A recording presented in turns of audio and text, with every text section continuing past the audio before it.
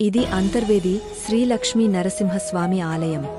చరిత్ర ప్రకారం ఈ దేవాలయం 15వ–16వ శతాబ్దాల్లో పల్లవులు, పెద్దాపురం రెడ్డి రాజులు నిర్మించారని చెబుతారు. తరువాత 1823లో అగ్నికుల క్షత్రియ వంశానికి చెందిన కొప్పనాతి కృష్ణమ్మ ఈ ఆలయాన్ని పునర్నిర్మించింది. ఆ తర్వాత కూడా భక్తుల సహకారంతో ఆలయానికి ఎన్నో అభివృద్ధులు జరిగాయి.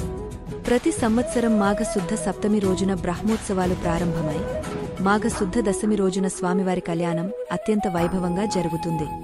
తర్వాత రోజు మాఘశుద్ధ ఏకాదశిన రథోత్సవం భక్తుల హర్షధ్వానాల మధ్య జరుగుతుంది.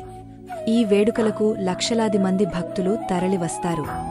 అంతర్వేది లక్ష్మీ నరసింహస్వామి ఆశీస్సులు పొందితే భక్తులకు అపారమైన శాంతి, ధైర్యం లభిస్తుందని విశ్వాసం. ఇలాంటి నిజమైన ఆలయ కథలు తెలుసుకోవాలంటే మన బుజ్జి కథలు ఛానల్కి సబ్స్క్రైబ్ చేయండి.